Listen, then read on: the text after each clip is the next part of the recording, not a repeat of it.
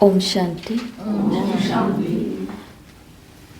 तो एक व्यक्ति जो एक तारा बजाता है, एक तारा पता है ना, एक ही तार का वो एक इंस्ट्रूमेंट होता है, तो उसको बहुत अच्छी उससे धुन निकलती है। जो मीराबाई के भी पास दिखाते हैं कि वो एक तारा बजाती थी।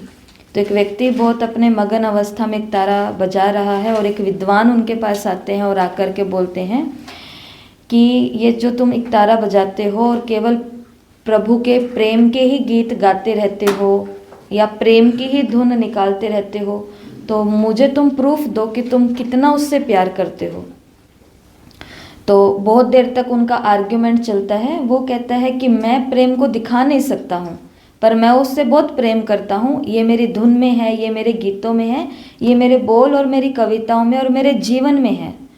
पर जो वो विद्वान है वो उनको शब्दों में लेना चाहता है कि तुम शब्दों से बताओ कि मैं भगवान से जब इतना प्यार करता हूँ ऐसे ऐसे ऐसे, तो तुम बताओ कि तुम सारा दिन ये एक तारा उठा करके जो ये बजा रहे हो, तो इसके माध्यम से तुम भगवान से कितना प्रेम करते हो, तो मुझे शब्दों में बताओ। तो वो बड़ा सोचता है और सोचने के बाद में फिर वो वापस एक गीत गाता है। वो गीत तो एक दूसरी भाषा के अंदर है, परंतु हिंदी में उस गीत के शब्द ये हैं कि अगर एक व्यक्ति माली के पास जाए और सोनार माली के पास जाए, सोनार जब परखता है कि सोना सच्चा है या झूठा है, तो उसको एक प्लेट के ऊपर घिसता है ना, उसको कसौटी के ऊपर घिस करके ऐसा देखता है कि ये सच्चा है या झूठा है, डायमंड हो या सोना हो, जो भी हो।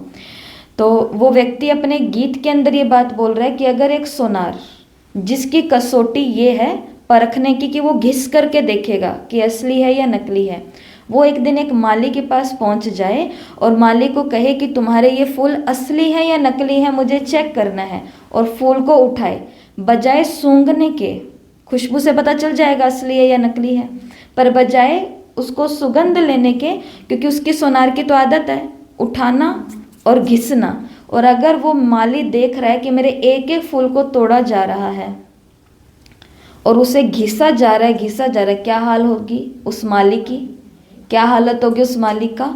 अंदर ही अंदर उसको बहुत दुख होगा कि ये मेरे फूलों को चेक करने के लिए ये ऐसा कैसे उनको खराब कर रहा है, घिस रहा है, मार रहा है जैसे कि उनको।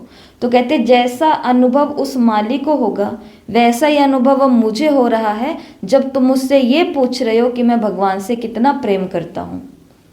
जब एक प्रभु प्रेमी से पूछा जाए कि प्रूफ दो तुम कितना प्रेम करते हो, तो उसको ऐसा ही फील होता है कि उसको ऐसे दुनिया की कसौटियाँ देनी पड़ती है कि भाई मैं कैसे बताऊँ, तुम हमें देखो, नहीं देखो तो नहीं देखो।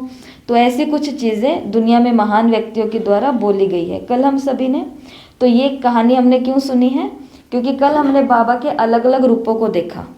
अभी तक हमने जो साकार मुरली या पिछली जो भट्टी चली थी उसके अंदर हमने लोकेशन वाला मेथड देखा था, जिसके अंदर हमने अलग अलग स्थान याद कर लिए, चाहे वो गांव का मेला के 10 स्थान हो, चाहे वो गांव की पंचायत, आश्रम और ऐसे 10 स्थान हो, चाहे वो मधुबन के 25 स्थान हो, शांतिवन से तो लेकर के पूरा नीचे मानसरोवर तक।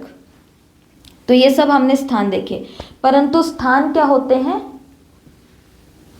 जड़ होते हैं ना। वो एक जगह स्थान बस बन गया, वो स्थान, उसके अंदर कोई जान नहीं है, वो जड़ है जो एक जगह फिक्स है। लेकिन जो व्यक्ति होते हैं वो कैसे होते हैं, चैतन्य होते हैं, वो जड़ नहीं होते हैं, वो जीते जागते होते हैं। तो ये जो हम नया सीख रहे हैं इसको बोलते हैं पीओ हैंगर्स। पीओ का मतलब क्या है, पी का मतलब पर्सन, ओ का मतलब ऑब्जेक्ट्स, ठीक है। तो इसके अंदर हम ये सीखने वाले हैं। आगे चलते चलते इस भट्टी के ऊपर क्या हम करने वाले, आगे आने वाली भट्टियों तक, जैसे हमने 100 लोकेशन याद किए थे, याद हो गए थे ना सबको, सब लोग सुनाते भी थे, सबने लिख भी लिए थे, सब उसके ऊपर काम भी कर रहे थे। वैसे ही अब हमने जैसे आज कल ये 10 बाबा के रूप लिए, ऐसे ये बाबा के रूप हमने लिए कि बाबा दूल्हा भी है, साजन है ना, दूल्हा का मतलब साजन। तो वो साजन आता है किसके लिए, हम सज्जनियों को वापस ले जाने के लिए। तो हम सज्जनियों का भी वो क्या कर रहे हैं, ज्ञान से, ज्ञान गुणों शक्तियों से श्रृंगार कर रहा है। तो वो दूल्हा भी है, खिवैया भी है, वो हमारा बॉडीगार्ड भी है। बाबा चलो अच्छा हमारा बॉडीगार्ड तो है, पर हमने अपने घर वालों का भी बॉडीगार्ड बाबा को बना दिया। वो पेपर देने जाएंगे तो बाबा जाओ इनके साथ, वो जॉब पर जाएंगे तो बाबा जाओ इनके साथ। अच्छा जी, हम सब कहीं पर चले गए तो पीछे बाबा घर की रखवाली के लिए भी आप रहो। तो बाबा वो रूप में आते हैं और बाबा हमको वो आश्वासन भी दिलाते हैं कि मैं हूँ तुम्हारे साथ में। बाबा ब्यूटिशियन भी है, हमारा मेकअप कर रहे हैं ना, काले काले आते हैं, पूरा आत्मा एकदम काली काली आती है और बाबा रोज मेकअप कर करके इस काली आत्मा को क्या बनाते हैं, गोरा बनाते हैं। तो वो ब्यूटिशियन भी है, सौदागर भी है, सौदा करना सिखा रहा है कि कौड़ियों का सौदा तो अब छोड़ो, करना तो ये डायमंड्स का सौदा करना शुरू करो, बहुत फ़ायदा इसमें।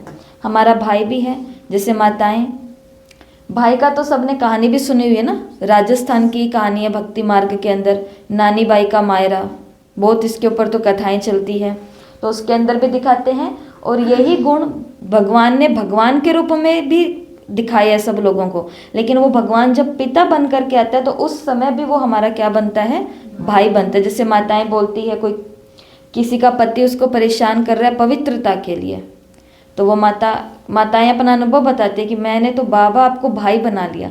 जब भाई इतना पावरफुल हो तो वो जीजा क्या कर पाएगा, कितने के दिन करेगा, करेगा भी तो कब तक करेगा, जब वो बहन का, जब वो वाइफ का भाई इतना स्ट्रोंग हो, इतना पावरफुल हो। तो वो भाई भी है, भाग्य बांटने के लिए आया है, भाग्य बताने की विधान बता रहा है, भाग्य विधाता है, वरदाता है, दिव्य बुद्धि दाता है, ये हमको पता है। और ब्रह्मा घर का मालिक है, तो ये जो घर लैंडलॉर्ड ब्रह्मा का, तो मालिक शिव बाबा है। तो जैसे ये हमने 10 बाबा के रूप देखे हैं और जिसके ऊपर कल भी हमने मुरली का अध्ययन किया, आज भी हम यही करेंगे। आज नए कुछ नहीं लेने वाले हैं, क्योंकि कल वाला तो कुछ को समझ में नहीं आया था और कुछ ने तो कुछ और करके भेज दिया, तो फिर इसके लिए आज इसके ऊपर फिर से हम बात करेंगे। लेकिन इस भट्टी या अगली भट्टी तक 108 हम बाबा के रूप याद करने वाले हैं। कितने रूप? 108, कि बाबा ये भी है, ये भी है, ये भी है, ये भी है, और बाबा 108 क्या क्या हो सकता है वो सब हम याद भी करेंगे, सीखेंगे भी और मुरलियों के ऊपर उनको अप्लाई भी करेंगे। तो बिना देखे कौन ये बता सकता है, बस इधर नहीं देखना, सरोज बहन बताएंगे। बता सकते हो? कल जो स्टोरी बताई थी वो, चलो दूल्हा स्टार्ट हो गया, नहीं बोलना था इनको बोलना नहीं आता और कौन सुनाएगा कैलाश में? अब बीच में किसी को नहीं बोलना। अंगरक्षक, सौदागर, बीच में नहीं बोलना। अंगरक्षक के बाद में अंगरक्षक कहाँ लेकर के गया? ब्यूटिशियन। सामने लिखे हैं पर सामने देखना नहीं है ना, तभी वो नहीं देख रहे हैं। ठीक है, तो मैं बोलती हूँ, मेरे पीछे पीछे बोलो, इधर नहीं देखना है, बस आंखें कर लो बंद, क्योंकि हमको अपने मन के भूमि के अंदर ये छापने हैं, उतारने हैं मन की स्लेट पर। आंखें बंद। दूल्हा, सिर्फ सोचना है, चलो बोलना नहीं है, सिर्फ सोचना है। पिक्चर बना लो कि दूल्हा है, दूल्हा निकला, नाव के माध्यम से उसे अपने स्थान तक पहुंचना है। नाव पर बैठा है खिवैया, दूल्हा खिवैया। जो खिवैया है वो ही एक बॉडीगार्ड के रूप में है, जैसे कि अंगरक्षक है, इतना पावरफुल है वो। अंगरक्षक उसे ब्यूटिशियन के पास लेके गया, सौंदर्य प्रसाधन के पास। ब्यूटिशियन ने उसे असली सौदा करना सिखाया, सौदागर। वो सौदागर उसका भाई ही निकला। तो भाई, जब उसे पता चला कि ब्यूटिशियन जो कि सौदागर और मेरा भाई ही है, तो उसका भाग्य खुल गया। भाग्य विधाता, वरदाता, दिव्य बुद्धिदाता। और फिर मैं पहुंचा ब्रह्मा घर में या ब्रह्मा के मंदिर में। आंखें खोलेंगे तो ऐसे कोई भी कहानी बना करके याद करना है कि दूल्हा निकला, वो बोट पर बैठा, खिवैया। खिवैया क्या था? या तो वहाँ पर उसका एक बॉडीगार्ड भी बैठा था, ये सोच लो, या फिर जो खिवैया वो ही जैसे कि बॉडीगार्ड है, इसने उसको उतार दिया ब्यूटिशियन के पास में। ब्यूटिशियन के पास में एक सौदागर, सौदागर का मतलब बिजनेसमैन आया, बहुत अच्छा बिजनेसमैन, या फिर ये जो ब्यूटिशियन है ये बहुत अच्छा सौदागर है, बहुत अच्छा बिजनेसमैन है ये। और निकला क्या, वो भाई निकला। और फिर ये 3 चीज़ें हैं, भाग्य विधाता, वरदाता, दिव्य बुद्धिदाता और ब्रह्मा घर का मालिक। ठीक है, तो कल हमने रात को 8 से 8:30 बजे तक 3 मुरलियों का अध्ययन किया था। 18 तारीख की मुरली थी, 18/4/71 की मुरली। कईयों ने इस मुरली का 2 बार अध्ययन कर लिया ना, क्योंकि परसों भी यही मुरली ग्रुप में रात को भेज दी गई थी, मन के भावों को समझना, जानना। फिर 29 तारीख की मुरली और 6 मई 1971 की मुरली। तो ये रात को हम तीनों मुरलियां पढ़ चुके हैं। अभी हम इस मुरली के ऊपर चिंतन करेंगे और इन 2 मुरलियों को भी थोड़ा सा डिस्कस कर लेंगे, फिर हम होमवर्क की भी चर्चा करेंगे। तो जो आज की मुरली है ये 18/4/1971 की मुरली। सबसे पहला रूप कौन सा है बाबा का? दूल्हा। दूल्हा को क्या क्या बोलते हैं? ब्राइडग्रूम बोलते हैं, साजन बोलते हैं, पति बोलते हैं, बींद बोलते हैं मारवाड़ी लोग। हाँ जी, भरतार बोलते हैं। ठीक है, तो ये सब। पति तो नहीं बोल सकते ना, पति तो हस्बैंड हो जाता है, क्योंकि दूल्हा सबका हस्बैंड तो नहीं है। पंजाबी में बोलते हैं लाड़ा। लाड़ा बोलते हैं पंजाबी में। ठीक है, तो राजस्थानी, पंजाबी, गुजराती और जो भी सब चीज़ें वो सब आ जाएंगी। तो बाबा क्या है? दूल्हा। तो इस हैंगर के साथ में या इस रूप के साथ में हम बाबा के मुरली के महावाक्य को लेंगे। तो मुरली है मन के भावों को जानने की। बहुत अच्छी मुरली है, क्योंकि ये अभी का जो समय चल रहा है उन परिस्थितियों में हमें समझ में नहीं आ रहा है कि व्यक्ति किस भावना से आ रहा है, परिस्थिति मुझे क्या सिखाने के लिए आ रही है। जिन लोगों के साथ मैं रह रहा हूँ, उठ बैठ चल फिर रहा हूँ, जो मुझे राय दे रहे हैं या कुछ भी कर रहे हैं, ये सही भी है या नहीं भी है। तो इसके लिए हमें अपनी एकाग्रता को बहुत बढ़ाना पड़ेगा।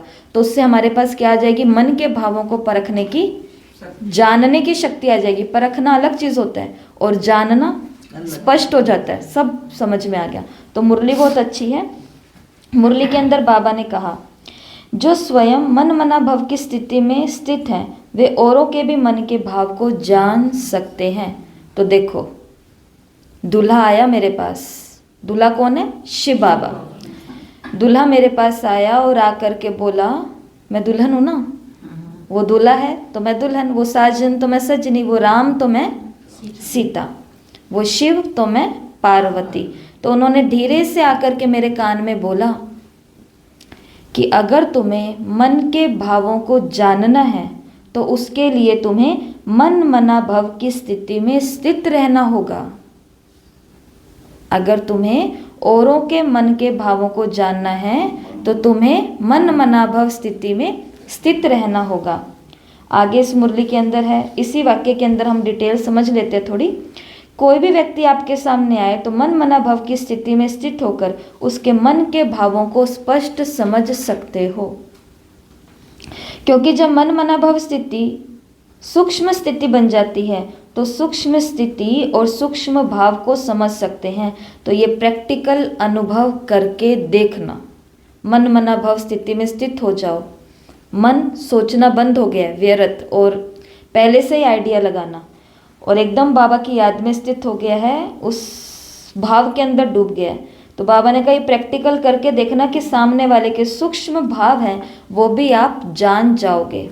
एक तो होते ऊपर ऊपर के भाव और एक होते हैं अंदर, कि आखिर इस बात के पीछे ये रहस्य क्या था, तो वो भी हम जान जाएंगे। तो दूल्हा ने धीरे से आकर के क्या बोला? मन मना भाव, कि औरों के मन के भाव को जानना है। दुल्हन ने शायद बोला होगा ना कि मुझे औरों के मन के भाव नहीं समझ में आ रहे, कि क्या चाहते क्या है ये ससुराल वाले या जो भी हैं,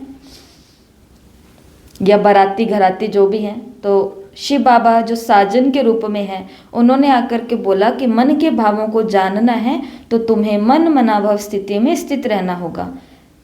हो गया? क्लियर हो गया ये पॉइंट? तो दूल्हा ने क्या बोला? प्रॉब्लम का सॉल्यूशन दिया है कि मन की स्थिति को जानना है तो मन मनाभव स्थिति में रहना पड़ेगा, तुम्हें स्थित रहना होगा। ठीक है, उसके बाद खेवैया बोट में।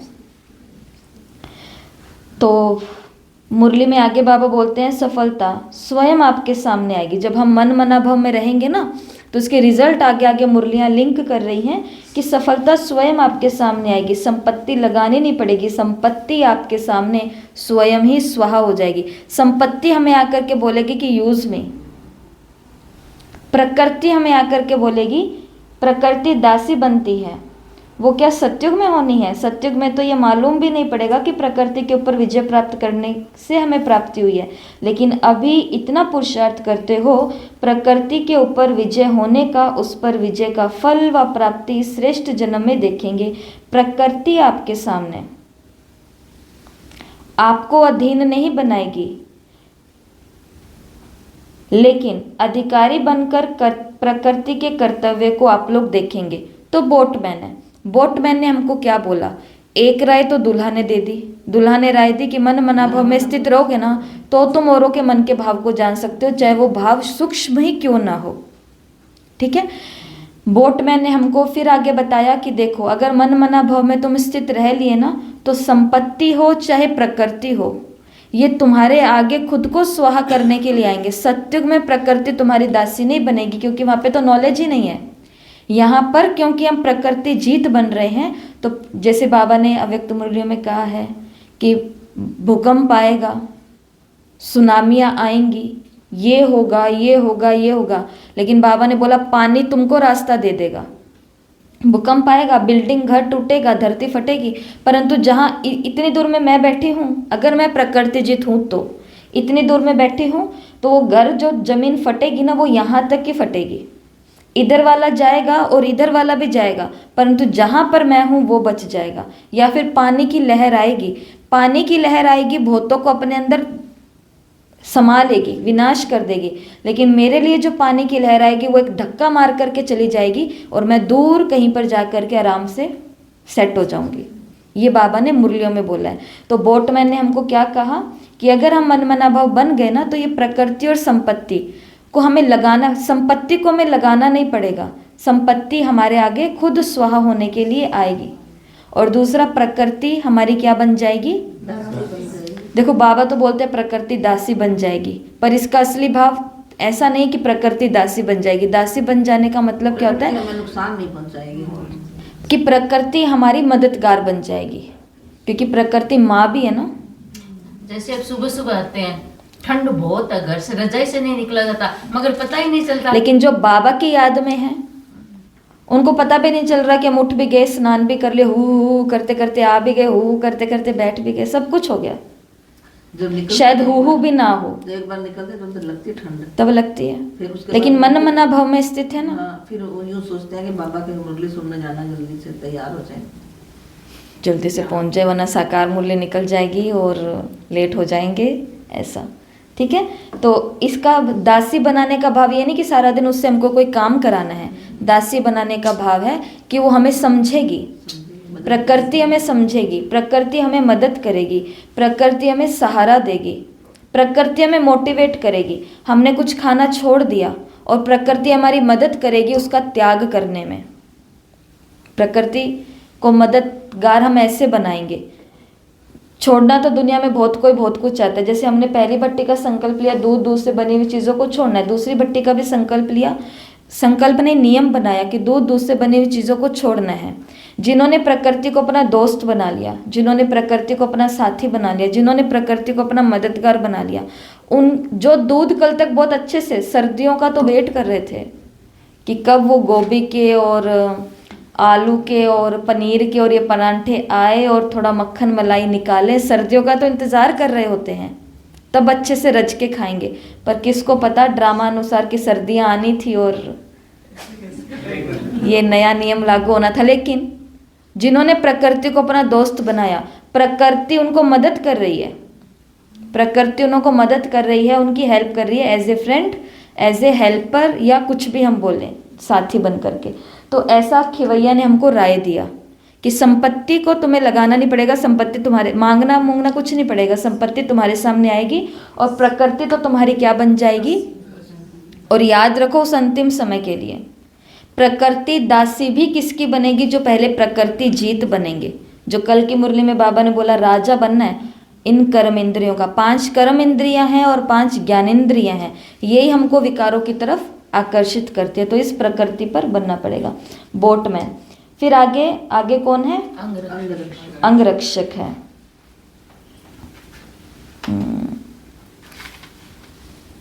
एक मिनट। तो यहाँ पर हम ये पॉइंट लेंगे कि ऐसे बनने के लिए क्या करना पड़े। कैसा बनने के लिए? अंगरक्षक बनने के लिए। तो अंगरक्षक ने बस सिर्फ इतना ही कहा है कि ऐसा बनने के लिए क्या करना पड़ेगा, और हम विचार में चले गए क्योंकि बोट के अंदर हमको कौन मिल गया? या तो ये बोटमैन ही अंगरक्षक था, या बोट के अंदर ही हमारा भी अंगरक्षक बॉडीगार्ड वहाँ पे बैठा हुआ है, और वो बॉडीगार्ड खुद कौन है? बाबा है। तो बाबा ने हमको एक क्वेश्चन बना करके दे दिया, ऐसा बड़ा सारा प्रश्नवाचक चिन्ह देखो, और बाबा ने हमको क्वेश्चन दे दिया कि अब ऐसा कि मन के भावों को भी हम औरों को जान लें, संपत्ति भी हमारे आगे स्वाहा हो जाए, प्रकृति भी हमारी दासी बन जाए। तो अंगरक्षक ने आज हमसे प्रश्न पूछा, शिव बाबा अंगरक्षक ने हमसे प्रश्न पूछा कि ऐसा बनने के लिए क्या करना पड़ेगा। बस इतना ही है ये पॉइंट, क्योंकि हमने एक प्रश्न, एक ये भी देखा था ना टेक्निक, जहाँ पे प्रश्न निकलता है उसका आगे अब क्या बनाना है? उत्तर निकालना है मुरली के अंदर से। तो अंगरक्षक ने क्या पूछा? ऐसा बनने के लिए क्या करना? कैसा बनने के लिए? प्रकृति जी तो प्रकृति दासी बन जाए और ये संपत्ति स्वाहा हो जाए। ठीक है, से भरपूर और ठीक है। फिर ऐसा पूछने में मेरा तो सारा टाइम बोट के अंदर बैठे बैठे निकल गया कि ऐसा बनने के लिए किन किन बातों को धारण करना पड़ेगा। कुछ धारणाएं भी तो करनी पड़ेंगी ना। उसने हमको छोड़ दिया कहाँ पर? ब्यूटिशियन के पास में।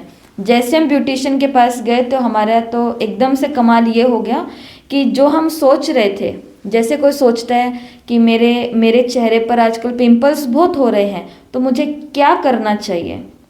ब्यूटिशियन के पास जाए और ब्यूटिशियन के आगे जो बोर्ड लगा हुआ है वहाँ पर बाई चांस यही लिखा हुआ है कि चेहरे के क्या होते हैं, हाँ, कील मुहासे और ये पिंपल्स और ये सब चीज़ें, इनका समाधान यहाँ पर निशुल्क दिया जा रहा है, या ऐसा ट्रीटमेंट है जैसा आपको इस पूरे एरिया में किसी भी ब्यूटिशियन के पास नहीं मिल सकता।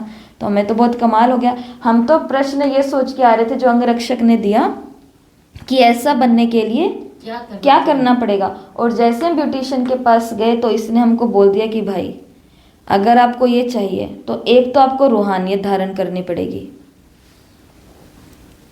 दूसरा आपको रुहाब, रूहानियत, रुहाब और रहमदिल, 3R क्रीम का नाम है। फेयर एंड लवली क्रीम होती है ना, या पॉन्ड्स होती है या बोरोप्लस होती है, ऐसे ही इस क्रीम का क्या नाम है? 3R, 3R। कौन कौन से R? रुहाब, रहमदिल। ठीक है। तो 3 बातें। तो ब्यूटिशियन ने सौंदर्य प्रसाधन, ये भी कौन है? शिव बाबा है। तो शिव बाबा ने हमको बोला, अब इसके अंदर थोड़ी डिटेल सुनो, कि चेहरे के द्वारा सदा ईश्वरीय रुहाब दिखाई दे। रुहाब किसको बोलते हैं?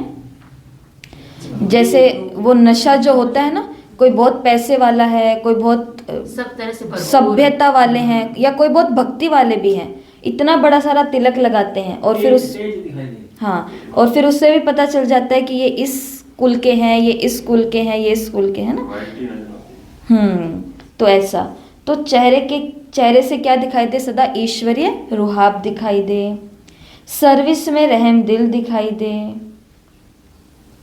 और रूहानियत तो हमारे कर्मों में हो ही, या हमारे अंदर रूहानियत हो। तो तीनों ही बातें में जब रूहानियत, रुहाब और रहमदिल का गुण हो, तो ये तीनों ही बातें प्रत्यक्ष रूप में, स्थिति में, चेहरे में और सर्विस में अर्थात कर्म में दिखाई दे, तब समझो अब सफलता हमारे समीप आ रही है। तीनों एक साथ में चाहिए, 3 in 1। तो ब्यूटिशियन ने हमको क्या कहा कि रूहानियत चाहिए, रुहाब चाहिए और रहमदिल चाहिए।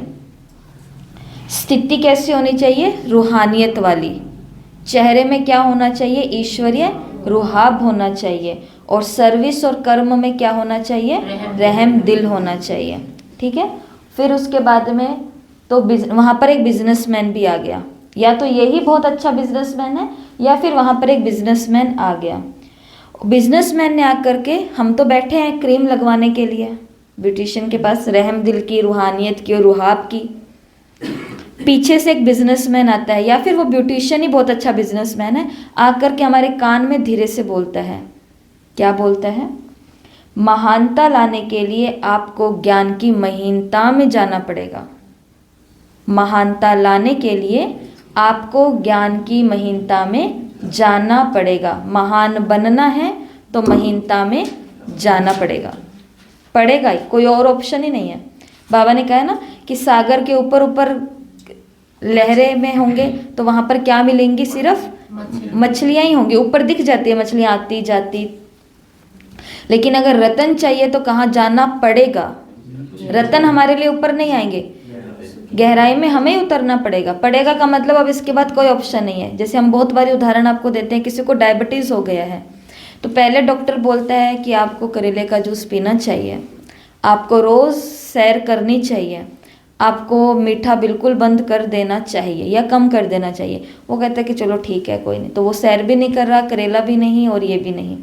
फिर धीरे धीरे एक स्टेज वो आती है जब अब डायबिटीज़ अपनी जो लेवल है उससे ऊपर निकल गया।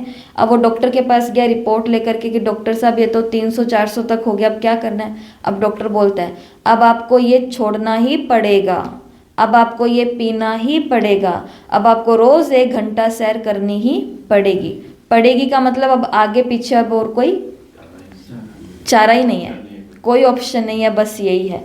तो ऐसे ही पीछे से बिजनेसमैन आया और उसने हमको क्या बोला? वैसे भी जिनको बिजनेस करना होता है उनको महानता का ही लक्ष्य रखना होता है, महानता का लक्ष्य नहीं रखते हैं तो फेल हो जाते हैं ना बिजनेस में से कभी कभी।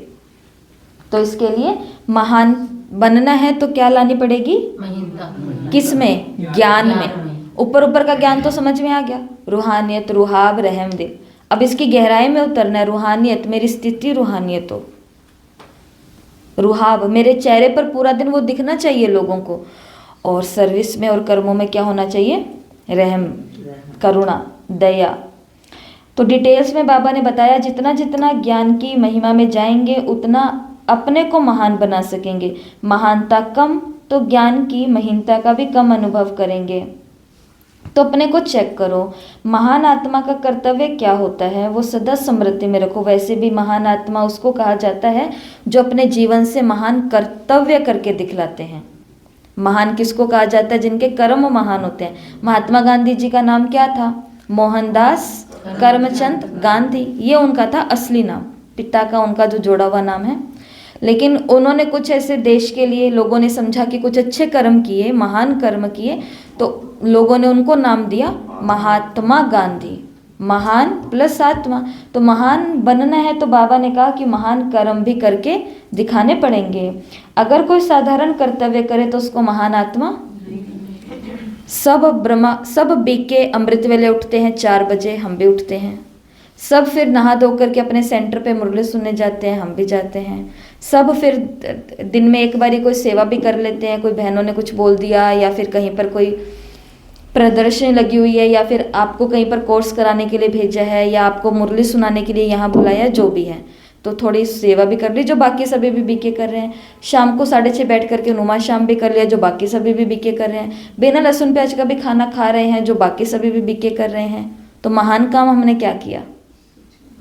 महान तो कुछ नहीं किया, लेकिन अमृत वेला कर रहे हैं, सबकी तरह 4 बजे उठ रहे हैं, लेकिन वो 4 वाला अमृत वेला ऐसा कर रहे हैं जैसा इस संसार में शायद किसी ने भी ना किया हो। बाबा ने कल साकार मुरली में बोला बार बार, परसों, कल तो रविवार था ना, परसों की साकार मुरली में बाबा ने बार बार एक ही बात बोली पूरी मुरली में, मुझसे बातें करो, मुझसे बातें करो, मुझसे बातें करो। जैसे बच्चे बड़े हो जाते हैं तो माँ बाप अकेले रह जाते हैं ना, तो वो माँ बाप बोलते बातें कर लिया करो हमसे भी। तो ऐसे शिव बाबा ने बार बार, तो अमृत वेला सब कर रहे हैं। हो सकता है कोई कर रहा है कि ये बच्चा आपकी गोदी में है, ये पत्नी आपकी गोदी में, बाबा ये आपका भला हो जाए, ये कर दो, वो कर दो, सकार सकार सकार।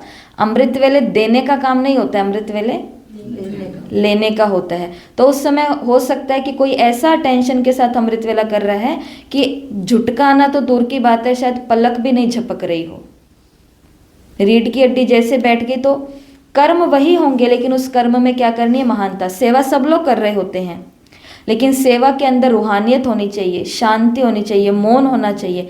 ये जो करता है वो महान, वरना तो बातें चल रही है और साथ साथ में सेंटर की सेवा चल रही है, तो इसको कोई, ये साधारण होता है। तो बाबा ने कहा जो साधारण कर्म करते हैं उसको महान आत्मा नहीं कहा जाता है। तो महान आत्माओं का कर्तव्य भी महान होना चाहिए। ये हमको किसने सिखाया? बिजनेसमैन ने। बिजनेसमैन ने हमको एक टिप दी है, अगर तुमको भी अच्छा बिजनेसमैन बनना है, महान बनना है, तो थोड़ा महीनता के अंदर जाओ। साधारण लोगों की तरह तुम बिजनेस करोगे तो साधारण नहीं हो, फिर तुम महान नहीं बनोगे। तो महान आत्मा महान कर्तव्य करती है, बिजनेस। फिर आगे ये जो बिजनेसमैन था ये तो हमारा भाई निकला। वाह, कितनी अच्छी बात है। ऐसा अगर हो तो खुशी होती है ना। बिजनेसमैन तो हमारा भाई निकला। अब इस भाई ने हमको क्या बोला? भाई भी बहुत अच्छा है, बहुत समझदार है, आखिर शिव बाबा है ना। तो भाई ने हमको क्या बोला कि देखो, इसने तो बोल दिया कि भाई, इधर तो शिव बाबा ने सौदागर बन करके बोल दिया, या उस सौदागर ने बोल दिया बिजनेसमैन ने कि ऐसे ऐसे तुमको महीनता में जाना है। पर भाई ने हमको बोला कि ठीक है, बन गए तुम महान, लेकिन सारे दिन की दिनचर्या में चेक करो कि महान आत्मा होने के नाते सारे दिन में आज मैंने कौन कौन से महान कर्म किए। भाई कभी कभी क्लास लगवा देते हैं ना, तो ये भाई भी आज चेकिंग करवा रहा है कि हाँ जी, लो जी, तुम बन गए अच्छे बिजनेसमैन। थोड़े दिन पहले बाबा ने मुरली में बोला, साकार मुरली में, कि बातों के पकोड़े नहीं खाने हैं। याद है ये मुरली? याद है ना सबको? बातों के पकोड़े। बातों के पकोड़े मतलब हमने खुद ने सोच लिया, ये देखो ये मैं महान कर्तव्य कर रही हूँ, मैं तो महान आत्मा हूँ, मैं तो महान आत्मा हूँ। पर भाई, शिव भाई ने हमको क्या बोला कि सारी दिनचर्या के अंदर ये चेक करो कि महान आत्मा होने के नाते आज कौन कौन से महान कर्तव्य किए। इतने सारे महान कर्तव्यों में से बाबा ने एक कर्तव्य बताया जो महान आत्माएं करती हैं, वो है महादानी बने। भाई ने हमसे कहा कि महादानी बने पूरे दिन में। वैसे भी महान आत्माओं का कर्तव्य दान पुण्य ही होता है, बहुत होता है ना उनके पास। तो वो महान आत्माएं क्या करती है, जैसे एक व्यक्ति गरीब युगल है, एक कपल है जो कि बहुत गरीब है, और वो जिस एरिया में रहते हैं वो झुग्गड़ पट्टी और ऐसा एरिया है वो, ठीक है। वहाँ पे सब लोग बहुत, खाने का भी शायद उधर पूरा चीज़ नहीं है ना। तो एक बारी वो शहर की तरफ जाते हैं, और शहर के अंदर उस दिन बहुत अच्छा उनका भाग्य होता है कि कोई व्यक्ति आते हैं और उनको इतने बड़े बड़े पैकेट 2-3 चीज़ों के दे करके चले जाते हैं। वो पति पत्नी बैठते हैं और बैठ करके क्या करते हैं, छोटे छोटे पैकेट उनके बना लेते हैं, छोटे छोटे कागज़ के फाड़े, और छोटे छोटे उनके इतने सारे बड़े खाने के पैकेट को छोटे छोटे भागों के अंदर बांट दिया। तो वो व्यक्ति आकर के उनसे पूछता है कि ये तुम क्या कर रहे हो भाई, इसको बैठ करके क्यों इसको छोटे छोटे में बांट रहे हो? तो वो जो साधारण गरीब युगल है वो आगे से बोलते हैं कि देखो, जहाँ से हम बिलोंग करते हैं ना, जहाँ से हम आते हैं, वहाँ पर जैसे हमें खाने के लिए कुछ नहीं है, उनको भी खाने के लिए कुछ नहीं है। तो आपने इतना सारा हमको दिया तो सारा हम थोड़ी ना खा जाएंगे, हम ये सारा टुकड़ों टुकड़ों में बांटेंगे, हम सब मिल करके खाएंगे। तो जो महान होते हैं वो क्या करते हैं, दान करते हैं, पुण्य करते हैं, वो केवल अपना अपना तक नहीं रखते हैं। तो भाई ने हमको क्या कहा कि भाई पूरे दिन के अंदर आप चेक भी करो कि महान कर्तव्य कौन सा किया, दान पुण्य किया, तो ये भी सभी महान आत्माएं कहलाने, तो ही महान आत्माएं कहलाने वाले बनेंगे। तो आज सारे दिन में कितनों को दान दिया और कौन सा दान दिया?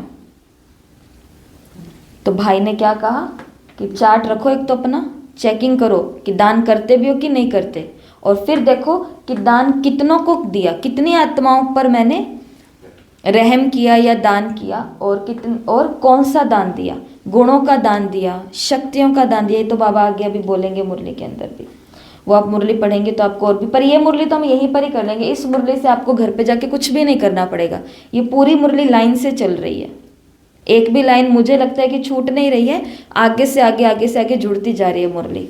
तो ये तो सिर्फ घर जाकर के आपको एक बारी देखना पड़ेगा कि ये मुरली में बाबा ने ये कहा। फिर आगे ब्रदर के बाद क्या है, भाग्य विधाता। तो जब ब्यूटिशियन या सौदागर हमारा भाई निकल गया तो हमें तो भाग्य ही प्राप्त हो गया ना, कि फ्री में मेकअप हो गया और फ्री में हमको बिजनेस करने की टिप मिल गई तो भाग्य। तो शिव बाबा हमारा क्या है, भाग्य विधाता। परंतु बाबा ने मुरली में चलते चलते आज बोला है कि एक तो महान आत्माओं का इस भाई ने बता दिया दान पुण्य के से जुड़ी हुई बात, परंतु भाग्य विधाता ने हमको बोला कि महान आत्माओं का भोजन खान पान भी महान होता है।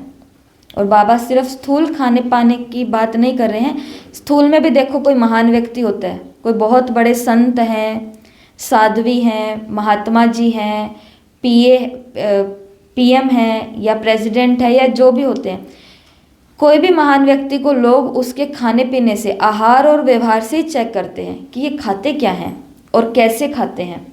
अगर वो मांस मीट खा रहे हैं, अंडा खा रहे हैं, शराब पी रहे हैं, तो उसको कोई महान कहेगा, चाहे वो कितना भी महान खुद को दिखा रहा है। तो लौकिक दुनिया के अंदर भी जो खान पान या आहार और व्यवहार होता है, ये लोगों को दिखाता है कि कितना संत है, हमें पता चल जाए।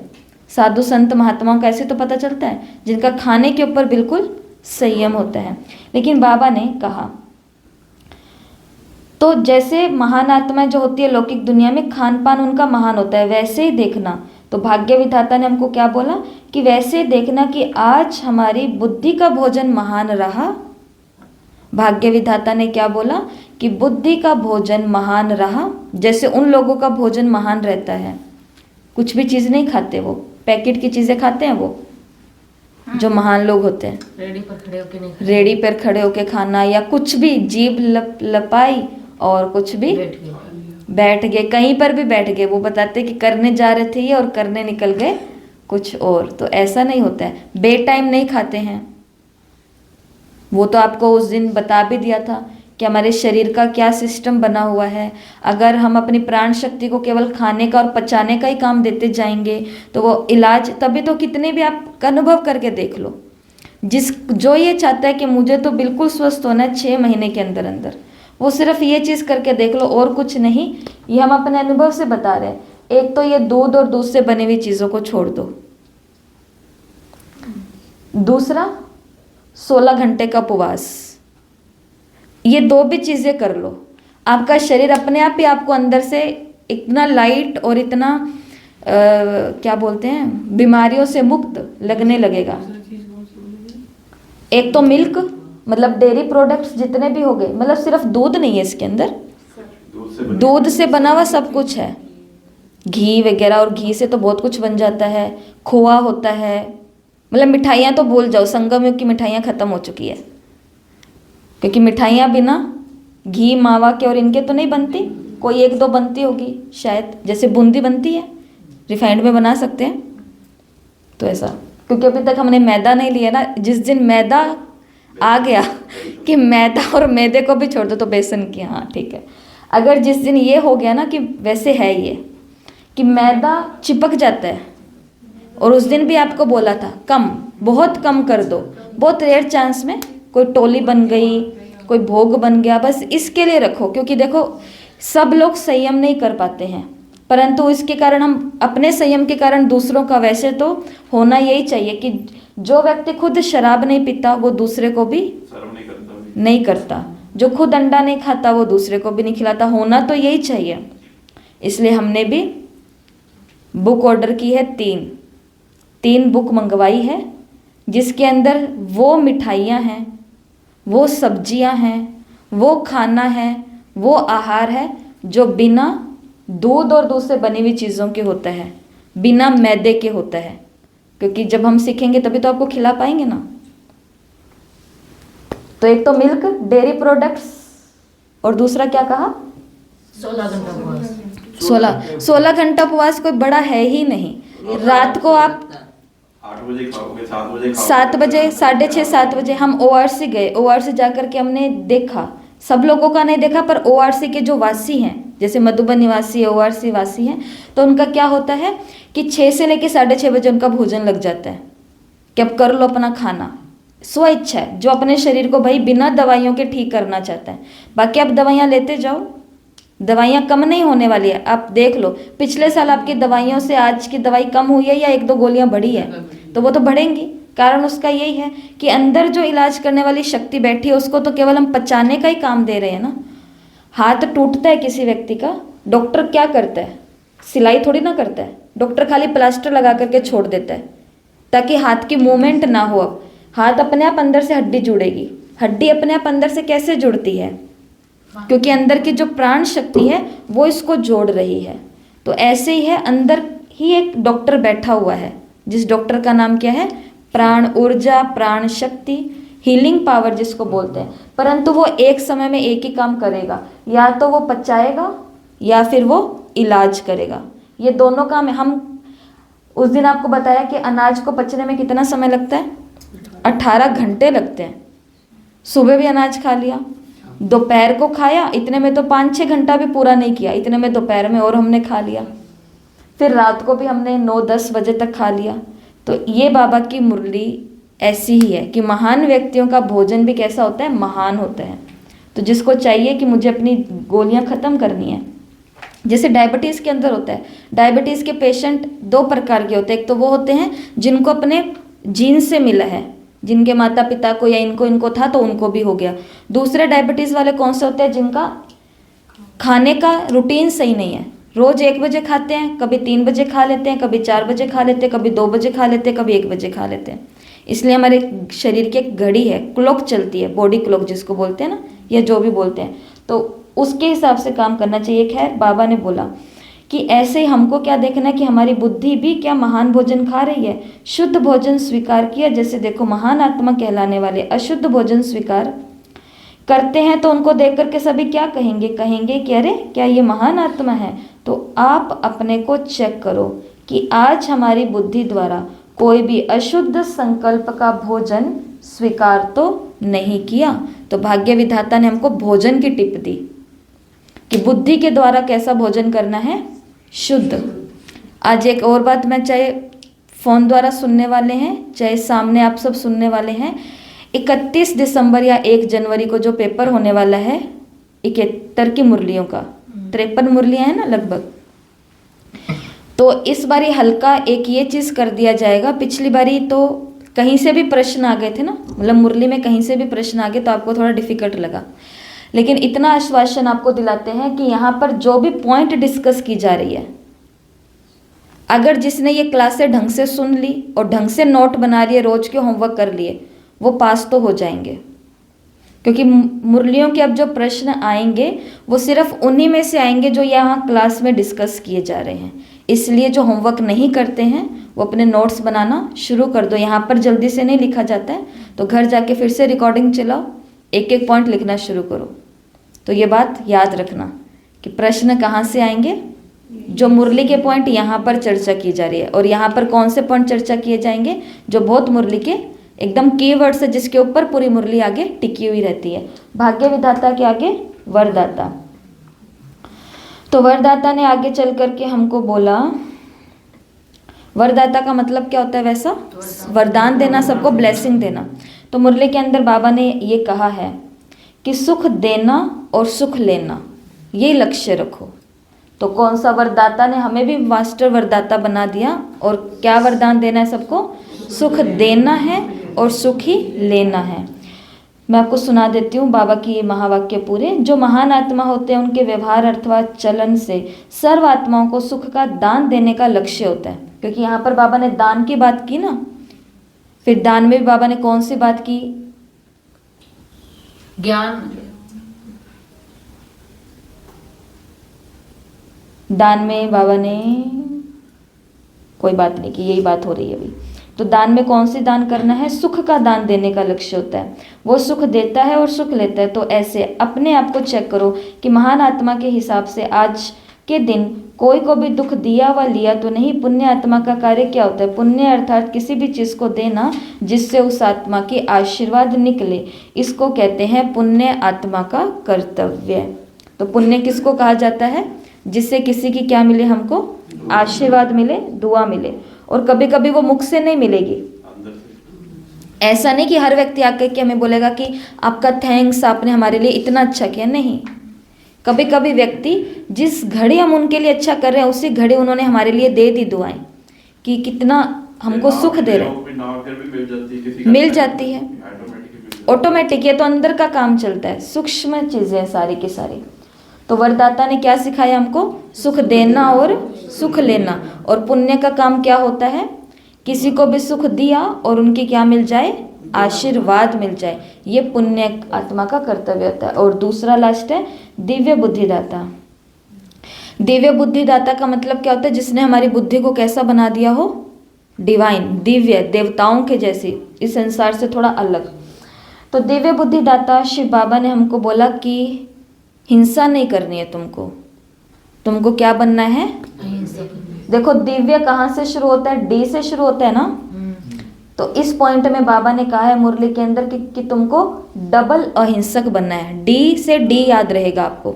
दिव्य बुद्धिदाता ने क्या बोला? कि तुमको डबल अहिंसक बनना है। तो दो हिंसा बाबा ने कौन कौन सी बताई? बाबा ने कहा एक तो हिंसा ये होती है कि किसी को तीर मारा, जहां तीर मारा वहीं से खून निकल गया, ठीक है, ये तो होती है एक हिंसा। दूसरी हिंसा जो आज की मुरली में बाबा ने बोली है वो है शब्दों के द्वारा, कि यहाँ से कटाक्ष बोला, यहाँ से कड़वा बोला, यहाँ से ताना मारा, अगले को चुप गया तो वो अगले को चुभ गया, तो ये भी क्या है? हिंसा है, बाबा ने कहा। तो इसके लिए कोई शब्द द्वारा कोई की ईश्वरीय स्थिति को डगमग अर्थात घायल कर दिया तो ये भी हिंसा हुई ना। अब इसका मतलब ये नहीं कि किसी को समझाएंगे नहीं, जो उस चीज़ के जिम्मेवार हैं वो उसकी मर्यादा को बनाने के लिए उसको बोलेंगे। वो सामने वाले को कटाक्ष लगे या कुछ भी लगे, बाबा मुरली में बोलते हैं कि तुम बंदर थे। अब क्या बाबा ने हमारा दिल दुखाया है? बाबा टीचर है, बाबा के पास जिम्मेवारी है लाखों बच्चों की, तो बाबा को बताना पड़ेगा। लेकिन जिनके पास जिम्मेवारी नहीं है उनको भाई भाई को एक दूसरे को तीर चुभाने का, जैसे बाबा ने थोड़े दिन पहले मुरली में बोला, 4-5 दिन पहले की तो मुरली थी, कि जो स्टूडेंट होते हैं ईश्वरीय स्टूडेंट को अपने हाथ में, इसका मतलब यही है कि एक दूसरे को आपस में स्टूडेंट को कुछ ऐसी चीज़ें नहीं कह सकते हैं कि अरे तुझे तो माया आ गई, तू क्लास में क्यों नहीं आती। माताएं को कह देती है ना, आजकल आप क्लास में नहीं आते, मुझे लगता है माया ने आपको पकड़ लिया। आप नहीं कह सकते। और बड़े भी कहेंगे जो हमारे निमित्त हैं, वो भी ऐसे नहीं कहेंगे कि माया आ गई, वो कहेंगे कि क्या कारण हो गया, क्या चीज़ हो गई। माया तो आपको लेके नहीं बैठ गई कहीं पे आराम से, या वो बोलेंगे तो वो उनका अधिकार होगा, परंतु आप आपस में एक दूसरे को स्टूडेंट के लिए हाथ में लो नहीं उठा सकते हैं, वहाँ की व्यवस्था के लिए हाथ में लो नहीं उठा सकते हैं, यज्ञ की गतिविधियों के लिए हाथ में लो नहीं उठा सकते हैं। वो जिनका काम है वो उनको करने दो, वो भगवान ने जिनको जिम्मेवारी दी है वो उनकी माथा पच्ची, हमको इतना माथा चला रहे हैं, ये काफ़ी है। तो इसके लिए बाबा ने बोला कि हमको दिव्य बुद्धिदाता ने क्या कहा कि डबल अहिंसक बनना है। ओके, जैसे जो ज्ञान में चलते हैं, यही तो बताया, ज्ञान में चलने वाले घर वालों को जाके बोल देते हैं, वो अगर कोई कहना नहीं मानते ना तो बोलते हैं हमें तो पता ही है तुम अज्ञानी हो, तुम अज्ञानियों को कुछ समझ में नहीं आएगी हमारी बातें, हम तो पवित्र बन गए हैं, तुम अपवित्रों के हाथ का हम खाएंगे नहीं। ये कहने का अधिकार है हमें, बन गए हम पवित्र। हम 50-50, 60-60 साल के हो गए और चल करके इतने उम्र लेने के बाद में, बड़े मेहनत के बाद में, बहनों के 10 बारी, 15 बारी, 20 बारी, 1000 बारी मुरलियों में आने के बाद में तो हमने ब्रह्मचर्य की धारणा की है, इतनी उम्र निकलने के बाद में। और फिर हम अपने उम्र से छोटे छोटे जो यंग बच्चे हैं या बेटा बहू या जो भी चीज़ें होती हैं रिश्ते, उनको हम बोलते हैं कि तुम अपवित्र हो, तुम्हारे हाथ का हम खाएंगे नहीं। वो कभी ज्ञान में नहीं आएंगे, लिख करके ले लो। फिर योगी करते रहेंगे कि बाबा आपकी गोदी में बैठे हैं, बस वो योग में ही बैठेंगे गोदी में, वो असली में नहीं बैठेंगे। इसके लिए ज्ञान को अपने ज्ञान के लेवल तक रखना, और पवित्र हम अभी तक बने नहीं हैं, हम तो बन रहे हैं, हम तो खुद ही बन रहे हैं। तो ऐसे शब्द हम किसी को नहीं बोल सकते। ओके, और लास्ट में क्या है? ब्रह्मा घर का मालिक कौन? शिव बाबा। ये ब्रह्मा का घर है और इसका मालिक कौन है? हमारा। तो मुरली की बिल्कुल लास्ट पॉइंट कि जैसे हम ब्रह्मा घर तक पहुँचे तो मालिक ने हमको बोला कि तुमसे 3 लाइट का साक्षात्कार होगा। अब देखो, महान भी बन गए, हमने प्रकृति को भी अपने दासी बना लिया या मददगार बना लिया, संपत्ति को भी हमने अपने पास खींच के ले आया, हम महान आत्मा भी बन गए, हम पुण्य आत्मा भी बन गए, हम सबको सुख देने वाले वरदाता भी बन गए, इतना मेकअप भी कर लिया हमने 3R का। 3R क्या थे? रूहानियत, रुहाबो, रहम दिल, इतना सब कुछ हमारे पास हो गया। और लास्ट में बस हमको क्या टिप मिला? कि जब तुम इतना कुछ कर लोगे कि तो तुमसे 3 लाइट का साक्षात्कार हो जाएगा। इस महान आत्मा से 3 लाइट का साक्षात्कार हो। कौन सी 3 लाइट का साक्षात्कार हो? एक तो मस्तक में मणि दिखाई दे, एक तो मस्तक में मणि दिखाई दे, दूसरा नैनो से अनुभव करे जैसे कि 2 लाइट के बल्ब जग रहे हैं, 2 लाइट के बल्ब जग रहे हैं, और तीसरा मस्तक के ऊपर लाइट का क्राउन दिखाई दे। जो कल अव्यक्त बाप दादा आए हैं उसमें बाबा ने बोला कि लाइट का ताज ज़्यादा अच्छा लगता है या टोकरा अच्छा लगता है? ताज ही अच्छा लगता है। और ताज किसका है? ये लाइट का। लाइट का ताज पवित्रता का, सेवा का, रिस्पॉन्सिबिलिटी का ताज है। तो जब हम ऐसे बन जाएंगे तो लास्ट में बाबा ने कहा फिर तुमसे 3 साक्षात्कार होंगे या होने चाहिए। एक तो मस्तक से मणि दिखे, आंखें जैसे कि 2 बल्ब जल रहे हैं, और सिर पर क्या हो? सिर पर मतलब पीछे आगे जैसे भी फरिश्तों के देखा है ना, फरिश्तों के क्या होता है ऊपर ऐसा होता है। तो इसलिए आजकल भी जो फरिश्ते बनते हैं, जैसे बड़ी दीदियाँ आती है फरिश्ते बनते हैं, तो वो एक क्राउन सा यहाँ पर पहनते हैं, तो वो प्योरिटी की यादगार है। ये मुरली आपकी हो गई है 18 तारीख की, पूरी मुरली कंप्लीट हो गई। अब तो सिर्फ आपको आपने जो नोट्स बनाए हैं वो सिर्फ आपको देखने हैं। होमवर्क क्या करना आज का? बाकी जो 2 मुरलियाँ वो हमने कल पढ़ ली थी, जिसमें बेहद के पेपर की बात बाबा ने कही है, नूरे रत्न की बात बाबा ने कही है ना, कल आपने पढ़ा है कि रत्न तो बहुत होते हैं लेकिन सबसे मेन रत्न कौन सा है? नूरे रत्न है, जो बाबा ने कहा दुनिया में बाबा दिखाई दे। हाँ, नूरे रत्न जो दुनिया में नहीं मिलता है, कि उनकी आंखें भी रत्न को दिखाने वाली हो। तो ऐसे करके ये 2 मुरली है। अब हमको करना क्या है? अब देखो कल कईयों को समझ में नहीं आया था कि होमवर्क क्या करना है, तो उसके अंदर क्या करना था, ये एक बॉक्स बना लिया आपने अपनी नोटबुक में, ऐसे बहुत सारे box box box box box बना लिए पेज पे, ठीक है। तो आपको कहा था बॉक्सिंग मेथड, बॉक्सिंग का मतलब होता है बॉक्स वाला मेथड। तो इस बॉक्स का आपको बोला था कि कोई ना कोई एक टाइटल दे देना है, टॉपिक का नाम दे देना है। तो कई लोग सोच में पड़ गए कि टॉपिक का नाम क्या निकालना है, और कल हमारा भी पहला दिन था ये वाले तरीके का, तो इतना नहीं समझा पाए शायद। तो ये पहला बॉक्स है, इस पहले बॉक्स का जो नाम होगा वो होगा दुल्हा, ब्राइड ग्रूम। दूसरे बॉक्स का नाम होगा खिवैया, यस इसलिए मैंने डेमो भी भेजा था, देखा था फोटो। और अगर जो कर सकता है वो उसके साथ में दूल्हा भी बना देना। यहाँ पे दूल्हा लिख दिया, यहाँ पे एक सुंदर सा पगड़ी पहना हुआ एक दूल्हा भी बना देना। और दूल्हे वाले क्या पॉइंट बताइए आज आपको? ये मुरली के साथ आपको कुछ करना ही नहीं है, लेकिन भाव को जान जाओगे, मन के भाव कि दूल्हे ने आकर के दुल्हन को धीरे से बोल दिया कि तुझे मन के भावों को जानना है ना किसी के, तो मन मना भव की स्थिति में स्थित रहना होगा।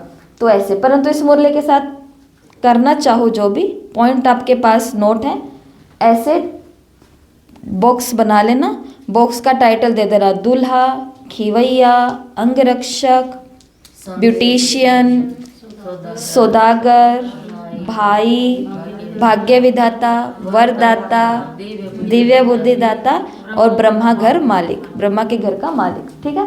तो पॉइंट के नाम दे दिए, और एक एक पॉइंट जो आज आपको बताया 18 तारीख ऊपर लिखना और वो पॉइंट उसके अंदर सेट कर देना, कॉपी पेस्ट करना है ये काम। घर जाके जो खुद के दिमाग वाला काम करना वो बहुत ईजी है, ज़्यादा नहीं है।